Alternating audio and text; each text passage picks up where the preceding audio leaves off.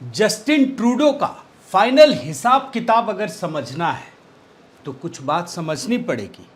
एक बार मलेशिया के प्रधानमंत्री महाथिर मोहम्मद ने सीधे मोदी से पंगा लिया, बर्बाद हो गए। इसके बाद तुर्की के राष्ट्रपति ने भी प्रधानमंत्री मोदी को आंख दिखाई। इसका खामियाजा पूरे तुर्की को उठाना पड़ा। चीन के राष्ट्रपति शी जिनपिंग ने भी चुनौती दी। भारत ने चीन के सामने दुनिया की सबसे बड़ी दीवार खड़ी कर दी। आज चीन अलग थलग पड़ चुका है। भारत को कोसने वाले श्रीलंकाई राष्ट्रपति राजपक्षे के देश का क्या हुआ, सबको पता है। कोई ऐसा नहीं है जो नहीं जानता है। मोदी से पंगा लेने वाले नवाज शरीफ, इमरान खान का क्या हुआ, ये भी पूरी दुनिया जानती है। और ठीक इसी प्रकार से दोस्तों 2018 में कनाडा के प्रधानमंत्री जस्टिन ट्रूडो ने ऐसा ही पंगा लिया था। उस समय भी उन्हें सबक मिला था और कुदरत ने सबक सिखाया था। लेकिन इस बार फिर जस्टिन ट्रूडो ने वही हरकत की है। लेकिन इस बार उनका फाइनल हिसाब किताब होने के लिए तैयारी हो गई है। मतलब फाइनल हिसाब किताब होना तय हो गया है। आज के इस वीडियो में दोस्तों इसी को डिकोड करूंगा। जस्टिन ट्रूडो का हिसाब किताब तो बताऊंगा, लेकिन साथ ही साथ दुनिया के उन नेताओं की किस्मत को भी आपके सामने पेश करूंगा।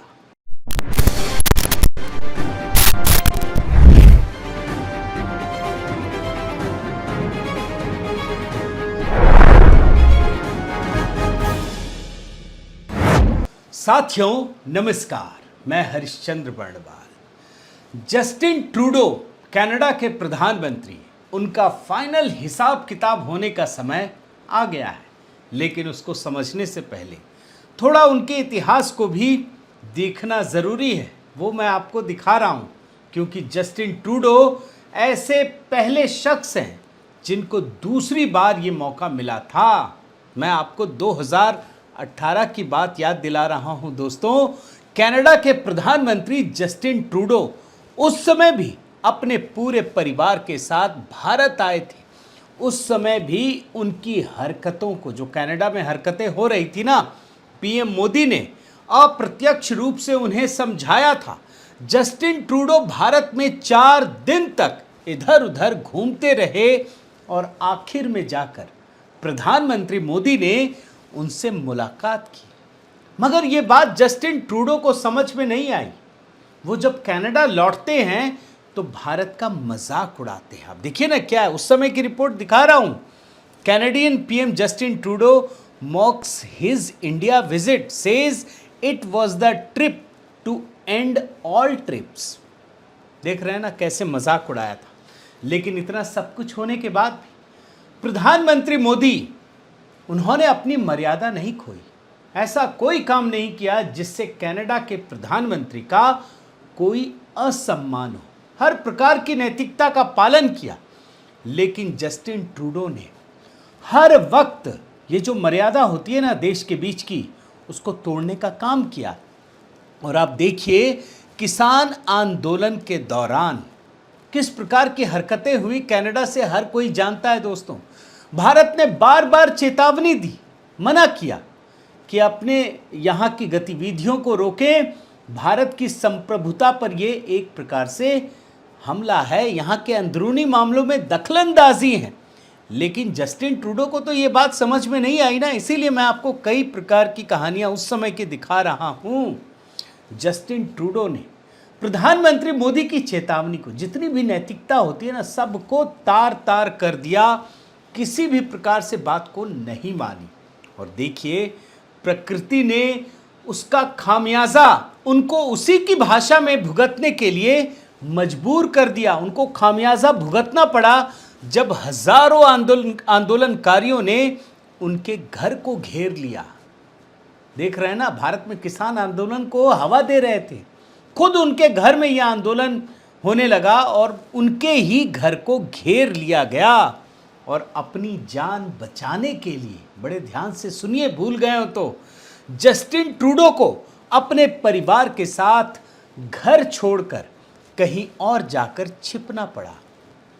इससे बड़ी बेइज्जती दोस्तों किसी भी देश के हेड ऑफ द स्टेट जो होता है ना, उसकी हो ही नहीं सकती।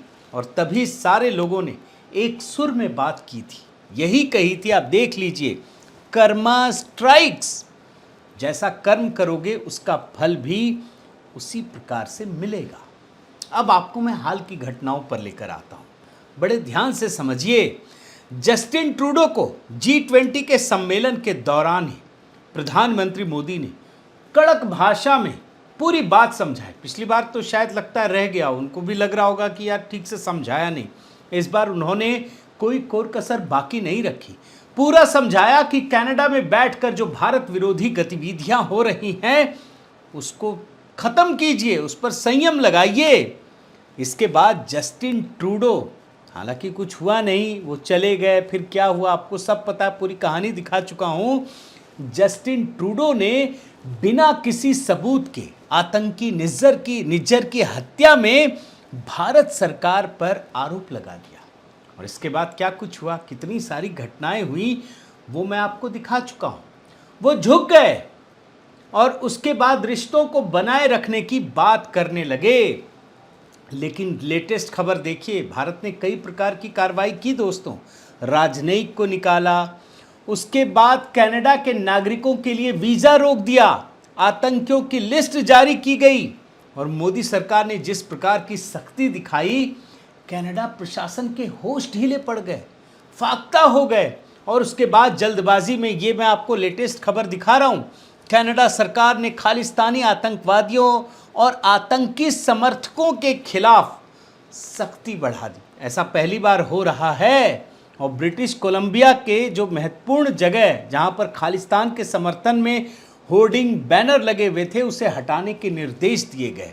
कनाडा के सरे में एक गुरुद्वारे में भारतीय राजनयिकों की हत्या के आह्वान वाले पोस्टर लगे थे, वो पोस्टर हटाए गए। और कई जगह, मैं आपको जगह बता रहा हूँ, सरे के अलावा गिल्डफोर्ड, न्यूटन और वेले में भी ये पोस्टर हटाए गए हैं।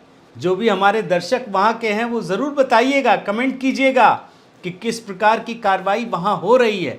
ये तो मैं आपको मीडिया रिपोर्ट दिखा रहा हूँ, लेकिन मुझे पता है कि हमारे जो सोशल मीडिया का परिवार है उसमें अमेरिका, कनाडा से बहुत सारे लोग देखते हैं और अपना स्नेह देते हैं। तो आप कमेंट में ज़रूर बताइएगा।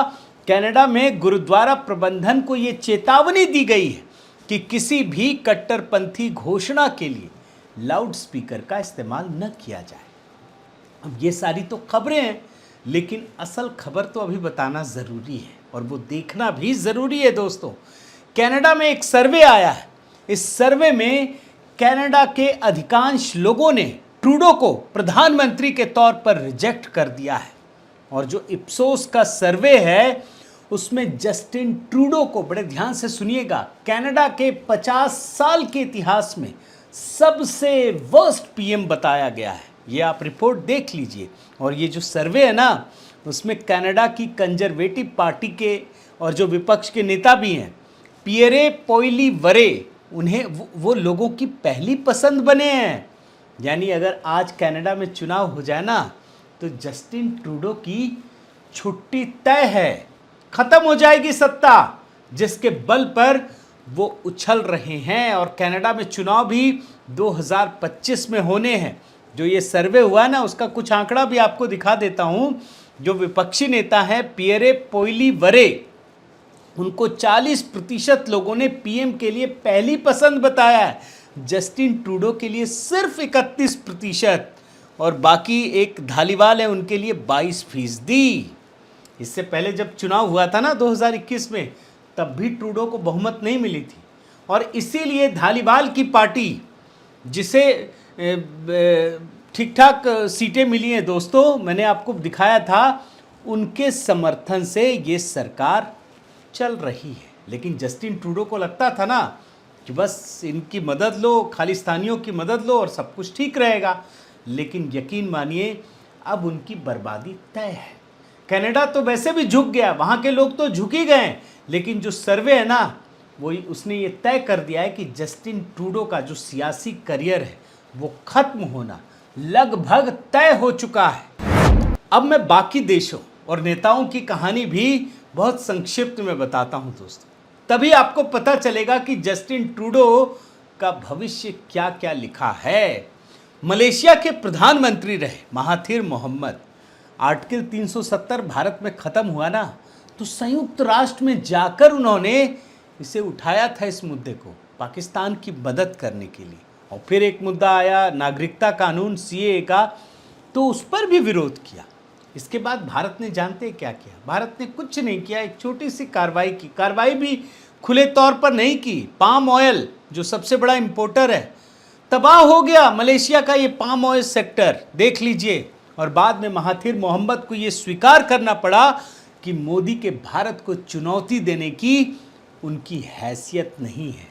और स्थिति इतनी खराब हुई इस महाथिर मोहम्मद की, बता रहा हूं, कि राजनीतिक रूप से भी उन्हें भुगतना पड़ा। और आप आश्चर्य से भर जाएंगे कि जिस पार्टी में वो प्रधानमंत्री बने, उसी पार्टी ने उन्हें बर्खास्त कर दिया। तो ये महाथिर मोहम्मद की कहानी है। आगे बढ़िए, तुर्की में आइए। तुर्की के राष्ट्रपति एर्दोआन, उन्होंने भी जम्मू कश्मीर के मामले में मोदी के खिलाफ संयुक्त राष्ट्र में बयान दिया, वहां जाकर विरोध किया। इसके बाद एक क्लाइमेट चेंज की शिखर बैठक ग्लासगो में हो रही थी, तो उन्हें इस बात से बड़ी आपत्ति थी कि मोदी को स्पेशल अटेंशन क्यों दिया जा रहा है। मतलब हर जगह मोदी या भारत विरोध करना ही था, यही काम वो लगातार करते रहे। लेकिन मज़ा देखिए, एर्दोआन को ना बड़ा शौक था कि मुस्लिम वर्ल्ड का वो लीडर बनेंगे, पूरी दुनिया को नई राह दिखाएंगे। 2 दशक से अधिक समय से तो वो सत्ता के शिखर पर हैं। लेकिन ऐसी तबाही आई दोस्तों, ऐसी तबाही आई, तुर्की में इन्फ्लेशन ने 2 दशक के करीब रिकॉर्ड तोड़ दिया। उनकी जो करेंसी है ना, लीरा, वो बुरी तरह से तबाह हो गई। और सिर्फ यही तबाही नहीं आई, कुदरत ने भी तबाही मचाई, कहर बरपा दिया। पहले बाढ़ से भयंकर तबाही, और उसके बाद भूकंप से तबाही। इतना बड़ा भूकंप कि 21वीं सदी का ये 5वां सबसे बड़ा भूकंप था। और ऐसे वक्त पर कौन काम आया? मोदी का भारत ही काम आया। शायद सबक ले लिया होगा, क्योंकि अभी तो स्थिति थोड़ी ठीक लग रही है। अब चीन का हाल देखिए। मोदी ने प्रधानमंत्री बनने के बाद चीन के राष्ट्रपति शी जिनपिंग को कितना सम्मान दिया था, सबको पता है ये तस्वीरें। लेकिन चीन ने भारत को इसे कमजोरी मान लिया कि मोदी जी कमजोर हैं। नतीजा क्या रहा? कुछ घटनाएं दिखा रहा हूं, बहुत ज्यादा डेप्थ में नहीं जा रहा। चीन पे तो मैं पूरी किताब लिख सकता हूं। पहली बार इतिहास में गलवान में 45 चीनी सैनिक मारे गए। पहली बार डोकलाम जैसी जगह पर चीनी सेना को कदम पीछे खींचना पड़ा। पहली बार चीन को भारत की पाबंदियों का सामना करना पड़ा। करोड़ों अरबों रुपए का नुकसान हुआ। आज चीन पूरी तरह से दोस्तों अलग थलग पड़ चुका है। बहुत लंबी कहानी, मैंने कम से कम 50,000 शब्दों के अलग अलग लेख लिखे हैं। वो मैं पूरा मतलब कई घंटों का वीडियो बना सकता हूँ चीन के ऊपर। आगे बढ़िए, श्रीलंका पर आइए। श्रीलंका के प्रधानमंत्री महिंदा राजपक्षे का भी वही हाल हुआ। भारत के खिलाफ, मोदी के खिलाफ चीन की गोद में ये खेल रहे थे। चीन ने टरका दिया और सबसे बड़ी तबाही, महंगाई और तमाम मुद्दों पर बर्बाद हुआ। और वही मोदी का भारत उनका साथ देने के लिए आगे बढ़ा। अब आप पाकिस्तान का हाल देखिए। पूरी दुनिया को याद है दोस्तों कि किस प्रकार से सबको आश्चर्य में डालते हुए प्रधानमंत्री मोदी नवाज शरीफ की बेटी की शादी में उनके घर पहुंच गए थे। लेकिन पाकिस्तान को जो है ना, मोदी की अपनेपन की भाषा समझ में नहीं आई। बाद में नवाज शरीफ का क्या हुआ, हाशिए पर चले गए, सबने देखा। फिर इमरान खान की बारी आई। इमरान खान के समय में ये जिस तरीके से आतंकी हमला हुआ, पुलवामा हो या उरी हमला, इसका पाकिस्तान को भारी कीमत चुकाना पड़ा। ये जो सर्जिकल स्ट्राइक और एयर स्ट्राइक है ना, वो पाकिस्तान के माथे पर एक बदनुमा दाग की तरह है। फिर भारत की पहल पर ही उसे आर्थिक पाबंदियों का भी सामना करना पड़ा। और आज स्थिति क्या है दोस्तों? आज स्थिति ये है कि पाकिस्तान को भीख भी नहीं मिल रही है और भारत चांद पर पहुंच गया। आज पाकिस्तान की जनता वहां के नेताओं से नफरत करती है, मोदी से प्रेम करती है। सारे के सारे नेता बर्बादी के कगार पर पहुंच चुके हैं। इमरान खान जेल में है, नवाज शरीफ देश से बाहर हैं। इन दोनों ने मोदी को चुनौती देने की कोशिश की थी, लेकिन भारत की तरक्की को देखकर आज पाकिस्तान की आवाम भी ये सोचती है कि काश उसके पास भी कोई मोदी होता। जानते हैं दोस्तों, चमत्कार से ही इतिहास बनते हैं। एक ऐसा शख्स था जिसने घर बार छोड़ करके संन्यास ग्रहण करने की सोची थी, लेकिन जब वो सत्ता पर बैठा तो उसकी शख्सियत को, उसकी ताकत को पूरी दुनिया ने देखा। और मैं तो दावे के साथ कह सकता हूं प्रधानमंत्री मोदी को लेकर दोस्तों, कि अगर कोई व्यक्ति सच्चे मन से, सच्ची नीयत के साथ कर्तव्य पथ पर आगे बढ़ते हुए परिश्रम की पराकाष्ठा करता है, जो मोदी कर रहे हैं, तो कुदरत भी उनका साथ देती है। और अगर कोई गलत नीयत से उनके खिलाफ कोई हरकत करता है तो वो बर्बाद होता है, चाहे वो अपने कर्मों से हो या फिर कुदरत की मार से। और यही इन कहानियों में देखने को मिलता है। और मुझे यकीन है दोस्तों कि कनाडा के प्रधानमंत्री जस्टिन ट्रूडो को इन कहानियों को ज़रूर देखना चाहिए, अगर वो मोदी से या मोदी के भारत से ज़रा सा भी कोई बैर करना चाहते हैं। बहुत बहुत धन्यवाद। आपसे निवेदन है साथियों कि आप मेरे इस चैनल को ज़रूर सब्सक्राइब कीजिए।